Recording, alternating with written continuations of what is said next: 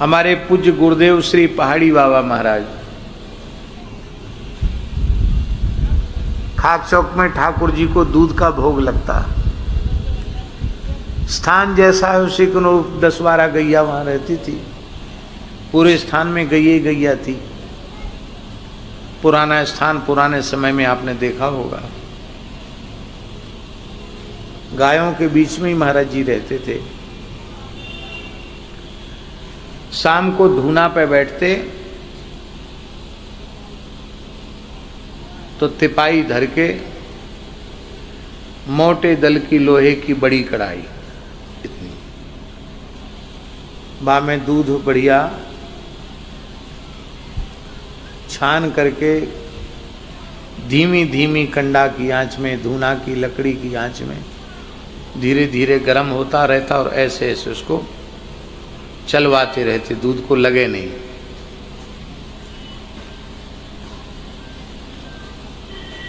और उसमें बढ़िया देसी खांड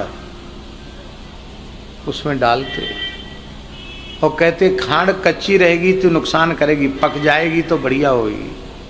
तो खूब अधोटा जैसा होने पर खांड डालते, फिर और ओटाते रहते।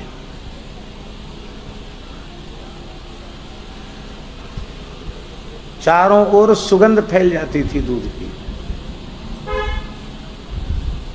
इसके बाद ठाकुर जी के मंदिर में जब दूध लेकर के भेजते थे, हल्का गुनगुना दूध दास ही लेके जाता। मंदिर में पुजारी थे हम, तो हमको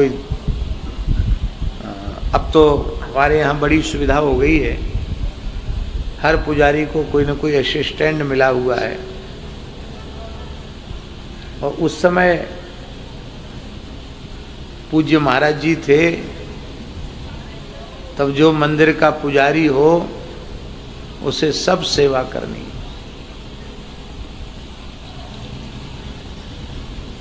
यद्यपि 1995 में कार्तिक पूर्णिमा की तिथि को महाराज जी ने हमको उसी दिन विरक्त वेश दिया और उसी दिन हमको महंत पद पर विराजमान कर दिया।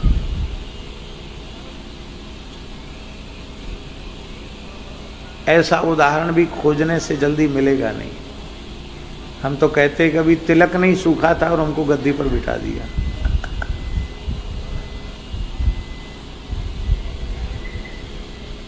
और इसके बाद बोले, देखो श्रीमान जी, पढ़ना पढ़ाना तो तुम्हारा काम है, विद्यार्थी पढ़ने आते वो तो अलग बात है। महंत भले ही तुमको बना दिया है, पर यहाँ राम जी का प्रसाद पाते हो, बिना सेवा किए पाओगे प्रसाद तो पचेगा नहीं। सेवा करो। मैंने कहा महाराज जी कौन सेवा करें? पुजारी बन जा, पूजा करो। जो आ गया। पुजारी को जल्दी उठना तो पड़ता ही है। जल्दी उठने में हमारे लिए कोई समस्या नहीं, शुरू से ही अभ्यास रहा। तो 5 बजे तक स्नान संध्या अपना सारा नित्य नियम करके 5 बजे मंदिर में जाओ। चाबी रहती थी महाराज जी के सिरहाने।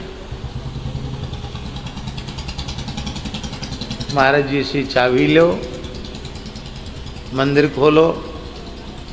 जगमोहन और मंदिर, पुराना जगमोहन था, भीतर मंदिर था। पूरे में झाड़ू लगाओ, पहला काम। ताली बजाकर भगवान को जगार कराओ, मंदिर खोलो, फिर भीतर झाड़ू लगाओ, फिर बाहर जगमोहन में झाड़ू लगाओ, फिर जल सींचकर पोछा लगाओ। इतना काम सबसे पहले। इसके बाद फिर कुआं से जल खींचो, ताजा जल खींच करके जल, फिर जो रात्रि को जो पार्षद अमनिया हुए हैं उन पार्षदों को पहले सब पात्रों को स्नान कराओ। स्नान कराने के बाद फिर कपड़े से उनको पोंछो, फिर चंदन हुरसा बढ़िया से धो, लकड़ी धो, फिर चंदन घिसो। ऐसे ऐसे चंदन घिस दिया, उनके सामने तो मार पड़ेगी। ऐसे ऐसे धीरे धीरे बढ़िया महीन हुरसा और धीरे धीरे चंदन घिसो। चंदन घिसने के बाद फिर एक अलग से चंदन निकालो, ठाकुर जी को महीवन निवेदित करके वो सब पात्रों में गरुड़ जी को स्नान कराओ, अर्घा को स्नान कराओ, सबको तुलसी चंदन से परात को सबको पात्रों का पूजन करो। इसके बाद ठाकुर जी का वस्त्र गरुड़ घंटी हिलाओ, वस्त्र उठाओ, आचमन कराओ। और आचमन कराने के बाद फिर तुलसी की कहाँ गई, ऐसी कोमल हरी हरी पत्ती निकाल के डंडी लेके चंदन जो अलग से निकाल के रखा हुआ है उस चंदन में डाल के फिर ऐसे ऐसे भावना करो, ठाकुर जी के दातुन कराओ, अलग अलग दातुन करा के फिर छोड़ दो पात्र में, फिर उनको कुल्ला कराओ, आचमन कराओ। इसके बाद पात्र में यंत्र बनाया हुआ है उसमें शालिग्राम जी पधराओ, उसमें स्नान कराओ, बड़े ठाकुर जी की भावना से उनको स्नान कराओ। इस सब उसमें भी इतना सब होने में भी ज़्यादा देर नहीं लगना चाहिए, ठीक समय से सब कार्य हो जाना चाहिए। ये नहीं कि जैसे श्रीमान जी बैठे हैं तो बैठे हैं, ऐसे नहीं, हाथ पे हाथ धरे नहीं, उसमें भी ठीक समय। ए सो गया क्या, बाहर से ही आवाज़ लग जाती थी। धूप आरती में 1 सेकंड की दे, सो गया क्या, वहाँ है तेरी जय रे तेरी, सो गया, अरे राम राम, सो गया। बाहर निकलो, भोग लगाओ। फिर भीतर की सेवा होने के बाद बाहर शिव जी बैठे हैं, पहाड़ी बाबा की समाधि है, हनुमान जी है, सबको अर्पित करके सबको भगवान का प्रसाद दे करके अब फिर चंदन की कटोरी लेके महाराज जी के पास जाओ। हाँ, बहुत महंगा चंदन है, केसर बहुत महंगी है, उतना ही चंदन, ज़्यादा नहीं कि बच जाए। बस वो महाराज जी लेके यहाँ सिंहासन धर के और पूरे में लगा लेते। निकाद हमारे लिए भी इतना सा बच जाता, थोड़ा यहाँ रख लेते, थोड़ा एक बिंदी यहाँ रख लेते, इतना कहाँ चंदन लगाने का भाग्य था। और कहीं किसी दूसरे ने, साधु ने या पुजारी ने चंदन लगा लिया तो कहते मुफ्त का चंदन घिस मेरे नंदन है, बिठाओ बिठाओ इसको, ऊपर बिठाओ, माला पहराओ, दंडोत करो, सब महंत बन गया। मुफ्त का चंदन पोत लिया माथे में, इतना उसको बोलते कि फिर वो चंदन ही लगाना भूल जाए। हाँ, न ज़्यादा घिसना न कम घिसना, पूरी सेवा हो जाए और जितना महाराज जी लगाते उतना बच जाए। बड़ा भारी क्या काम था महाराज, महाराज जी के जैसे महाराज जी ही थे। अब पूछना रोज, महाराज जी धूप आरती करें, हाँ करो, टाइम हो गया। महाराज जी आरती करें, अपने मन से कहीं धूप आरती कर दिया तो बीच में ही रुकवा देते, मालिक बन गया, पूछा नहीं। आरती भी पूछना चाहिए रोज, हम किस लिए बैठे हैं। आप लोग कहेंगे कि आप महाराज जी की प्रशंसा कर रहे हो कि अरे नहीं, ये पुराने संतों की रहनी। महाराज जी कहते थे हमारे पास जो साधु साल भर रुक जाएगा और हमारी टोका टाकी सहन कर लेगा, पूरे देश में घूम के आवे भेष भगवान में, साधु साई रेख टेक में रहन सहन में कोई उसको टोका नहीं लगा सकता। ऐसे महापुरुष थे वो।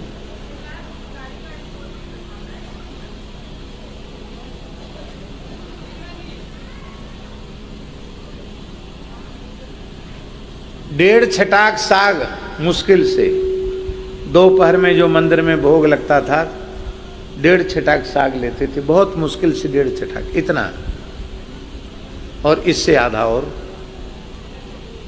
एक इतना सा नारियल का पात्र था, उसमें जितना आ जाए उतना, और शाम को 1.5 पाव दूध। वो जो दूध भोग लगाते थे ना, उसमें इतना बड़ा पीतल का गिलास, इतना बड़ा, और इतने बड़े गिलास में यहाँ तक दूध और आधे गिलास में पूरी मलाई। इतना बढ़िया दूध औंटता था, तो आधे गिलास में दूध और आधे गिलास में मलाई। तो महाराज जी कहते थे आजकल लोगों को दूध पीना नहीं आता है। महाराज डॉक्टर कहते मलाई मत खाओ, चल बदमाश कहीं के, मूर्ख डॉक्टर, मूर्ख, कुछ नहीं जानते। पुराने लोग कहते दूध घी खाया है, तो भैया दूध खाया तब जाएगा जब उसमें 1-4 सूत मोटी मलाई हो, तब तो खाया जाएगा दूध, नहीं तो दूध पिया जाएगा, खाया कहाँ से जाएगा। मलाई होगी तो कुछ ना मुंह चलाना पड़ेगा। और उसमें भी कहते थे कई बार, ए बच्चा, एक अंधा दूध होता है, एक आंख वाला दूध होता है। आप समझते हो अंधा दूध, आंख वाला दूध? कौन कौन समझता है बताओ? कोई नहीं समझता।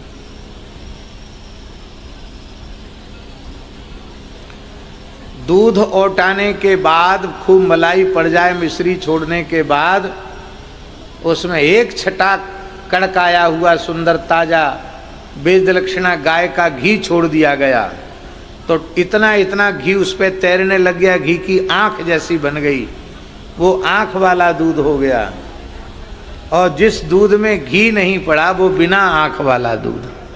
बोलो भक्तवत्सल भगवान की जय। फिर वो उस गिलास में जो भोग लग के आता, फिर थोड़ा दूध में मिलता, और फिर उसको महाराज जी थोड़ा लेते थे अपने पात्र में, 1.5 पाव के करीब।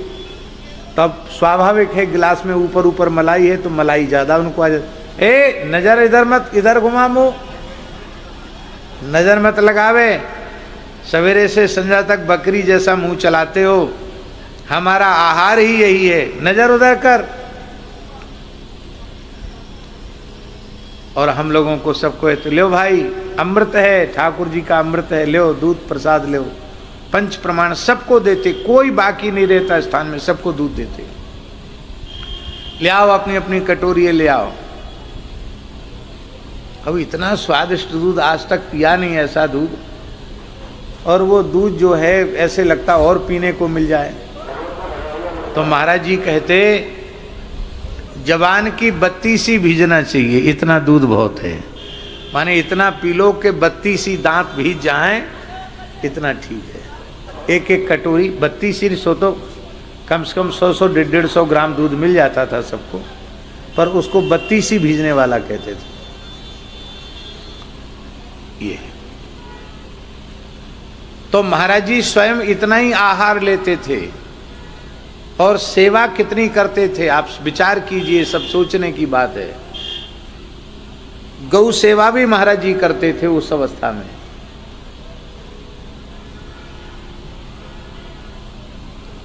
सानी बनाने से लेके धार काढ़ने तक महाराज जी सेवा करते थे। 100 साल से ऊपर की आयु। पूजा में रोज जाते थे, पहले तो पूजा ही करते थे, बाद में पूजा में जाके नित्य तुलसी चढ़ाते थे। रसोई में जाकर के रसोई में 10-12 फुलका अपने हाथ से बनाते थे, जबकि उन्हें स्वयं तो पाना ही नहीं, और बहुत भावुक हो जाते थे। राम जी को भोग लगता, भाई हमारे हाथ से कुछ न कुछ सेवा होनी चाहिए। एक बार बुखार हो गया, दिन में साग भी नहीं लिया, हमने रात को दूध दिया महाराज जी को, तो बोले हमको उठा के बिठा दो, बिठा दिया, तो दोनों हाथ से दूध के गिलास को प्रणाम किया और लेट गए। बोले हम दूध नहीं लेंगे। क्यों? बोले हमने आज अपने हाथ से गौ सेवा नहीं की, इसलिए हम दूध पीने के अधिकारी नहीं हैं। ऐसा विचार स्थान में रहने वाले साधु विद्यार्थी ब्राह्मण कर लें तो आश्रमों में गौ सेवा तनख्वाह देकर के गौ सेवक रखने पड़ेंगे। वो स्थान के मालिक थे, प्रधान पुरुष थे, फिर भी, और 100 साल से ऊपर की आयु थी उनकी, लगभग 130 वर्ष की आयु में भगवत धाम प्रयाण किया उन्होंने। और उन्होंने क्या कहा कि आज हमने गौ सेवा नहीं की है, इसलिए मैं दूध पीने का अधिकारी नहीं हूँ, दूध नहीं पिया। कहते महाराज जी रसोई तो हम लोग बना लेंगे, आप क्यों? कहते भाई ठाकुर जी का प्रसाद हम भी पाते ना, साग लेते हैं, तो रसोई में हमको भी जाना चाहिए। 200-250 मूर्ति की रसोई के लिए कभी भी हलवाई नहीं बुलाते। 200-250 मूर्ति के मालपुआ तो तई पे बैठ के स्वयं ही निकारते।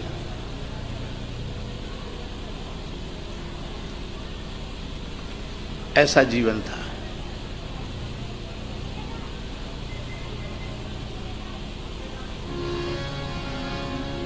दूध के ऊपर बात चल पड़ी। अब ऐसे महापुरुष, अब ऐसे संत अति दुर्लभ हैं।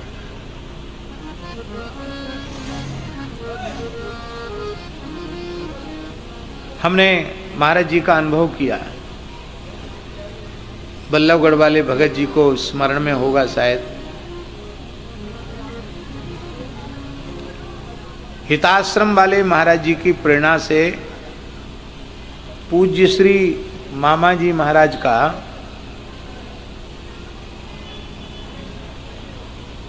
बाहर का पासपोर्ट बना, बाहर जाने का। ध्यान से सुने, शायद डेनमार्क जाना था। हिताश्रम वाले महाराज जी के भगत थे, सारा पासपोर्ट वगैरह उन्हीं ने बनवाया था। और मामा जी ने पहले बहुत मना किया, लेकिन विशेष हट के कारण मामा जी ने बहुत संकोच में स्वीकार कर लिया। सुदामा कुटी में रामानंद जयंती में आए थे, और जब आते थे तब खाक चौक आकर पूज्य गुरुदेव पहाड़ी बाबा का दर्शन जरूर करते। साष्टांग प्रणाम किया और बड़े विनम्र भाव से कहा, सरकार एक बड़ा धर्म संकट है, एक महापुरुष आज्ञा दे रहे हैं विदेश जाने की, वहाँ कथा कीर्तन सत्संग के लिए जाना है, और पासपोर्ट बन गया है, वीजा मिल गया है, सब पूरी तैयारी हो गई है।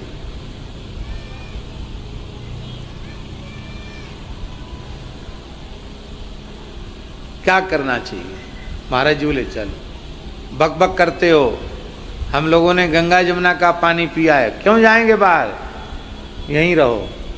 तो बोले सरकार, दास के पिताजी ज्योतिष के बड़े विद्वान थे, उन्होंने कुंडली में लिखा कि इनको विदेश जाना पड़ेगा। तो लगता है पिताजी का लिखा हुआ योग सिद्ध हो रहा है। इतना सुनते ही महाराज जी ने अपना दाहिना चरण आगे बढ़ाया। बोले विधाता का लेख मिट जाएगा, इस चरण से मत्था रगड़ ले। मामा जी ने, सर्दी का समय था, टोपा उतारा, पगड़ी उतारी, ऐसे ऐसे माथा रगड़ा, कट गई कर्म की रेख, जाओ निश्चिंत हो जाओ, फाड़ के फेंक दो कागज। नहीं गए, नहीं गए। श्री मोहनदास जी चले गए, मामा जी नहीं गए। कट गई कर्म की रेख, जाओ, हो गया।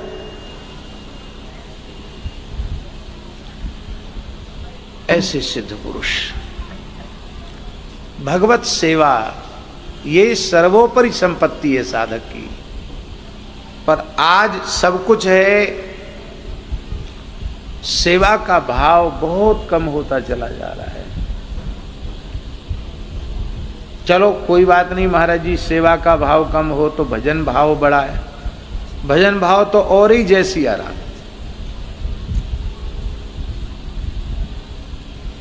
ईमानदारी से नित्य नियम नहीं कर रहे हैं लोग।